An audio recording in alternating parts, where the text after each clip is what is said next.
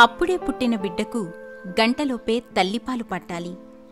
ముర్రి పాలలో ఉండే కొలెస్ట్రామ్లో వ్యాధి నిరోధక శక్తి చాలా ఎక్కువగా ఉంటుంది.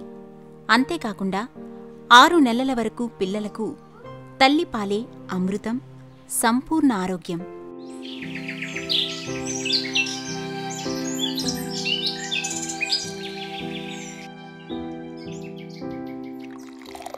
అమ్మా సత్య, అత్తయ్య, ఇందాకే కదా పాలిచ్చావు.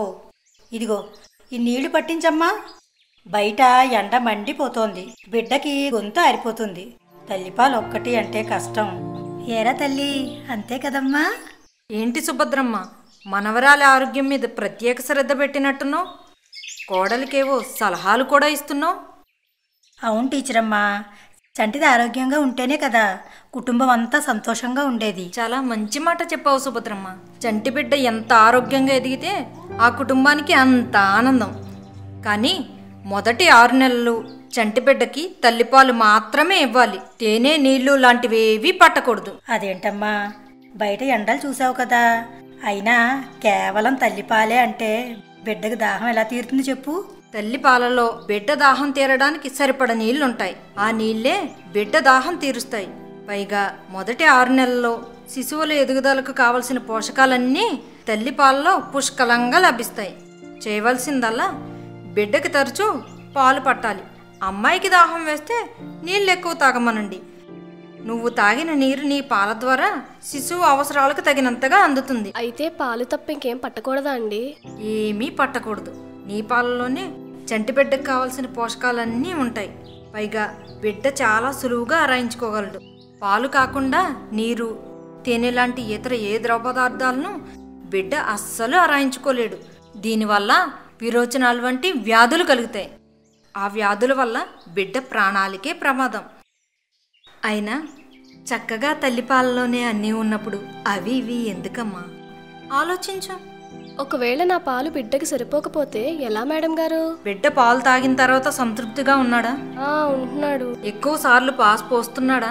పోస్తున్నాడు. మరింకనే బిడ్డ రోజంతా చురుగ్గా చలాకీగా ఉన్నా, బరువు సక్రమంగా పెరుగుతున్నా, అవసరమైనన్ని పాలు లభిస్తున్నట్టే. పాలిచ్చే తల్లుల్లో ఋతుక్రమం, గర్భధారణ ఆలస్యంగా వస్తాయి. పాలివ్వడం తగ్గిస్తే తల్లి వెంటనే గర్భం దాల్చే అవకాశాలు ఎక్కువ. మీరు చెప్పిందంతా బాగానే ఉందమ్మా, కానీ మా చెల్లి పొద్దున్నెప్పుడో పనికెళ్ళిపోతుంది. పొద్దుపోయాక వస్తుంది. అప్పటి వరకు నీళ్లు పట్టక, పోత పాలు పట్టక చంటోడు ఆకలికి ఎలా తట్టుకుంటాడు చెప్పండి? నిజమే, ఉదయం పట్టిన పాలు రాత్రి వరకు అస్సలు సరిపోవు. అలాంటప్పుడు వీలైతే చంటి బిడ్డని మీతో పాటే పనిచేసే ప్రదేశానికి తీసుకెళ్ళండి. మధ్య మధ్యలో పాలు ఇవ్వటానికి ఎవ్వరూ అభ్యంతరం చెప్పరు. అలా కుదరదు, ఇంట్లోనే వదిలేయవలసి వస్తే తల్లి పాలు ఒక పెద్ద కప్పులో పిండి ఇంట్లో శిశువుని చూసుకునేవారు చెంచాతో అవసరమైనప్పుడు ఆ పాలను పట్టిస్తే సరిపోతుంది. కానీ గుర్తుపెట్టుకోండి, గిన్నె కానీ పట్టించేవారు చేతులు కానీ బిడ్డ చుట్టూ పరిసరాలు కానీ చాలా శుభ్రంగా ఉండాలి. అన్ని పాలు వస్తాయంటారా? ఖచ్చితంగా వస్తాయి. రాత్రుళ్ళు పాలు పట్టడం మరవకండి. దీనివల్ల ఉదయానికి అవసరమైనన్ని పాలు తయారవుతాయి. బిడ్డ దాహం తీర్చడానికి ఇతర ద్రవ పదార్థాల కంటే తల్లిపాలు ఎంతో లాభదాయకం. ఎందుకంటే తల్లిపాలు కల్తీ లేనివి, స్వచ్ఛమైనవి.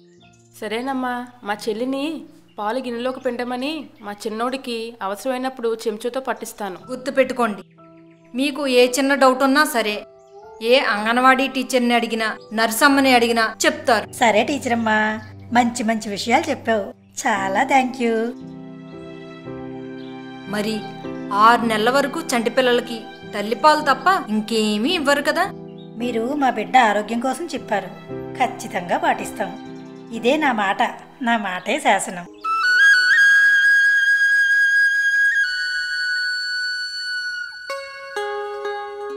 చూశారు కదా, దీన్ని బట్టి మనకేమర్థమైంది? 6 నెలల వరకు చంటి పిల్లలకు కేవలం తల్లిపాలు పడితే సరిపోతుంది. అవగాహన లోపం వల్ల, అర్థం లేని అపోహల వల్ల తల్లిపాలు పట్టడం తగ్గించడం, పూర్తిగా మానేయడం, తేనె, నీరు వంటి ద్రవ పదార్థాలు పట్టించడం వలన అరాయించుకోలేక జ్వరం, విరోచనాలు లాంటి ప్రాణాంతక రోగాలు బారిన పడి ఎంతోమంది చంటి పిల్లలు మరణిస్తున్నారు. ఇలా జరగకుండా మనం మాత్రం మన పిల్లలకు ఆరోగ్యకరమైన సంతోషకరమైన భవిష్యత్తునిద్దాం. బాధ్యతగా ఉండండి. 6 నెలల వరకు చంటి పిల్లలకి తల్లిపాలు మాత్రమే పట్టండి.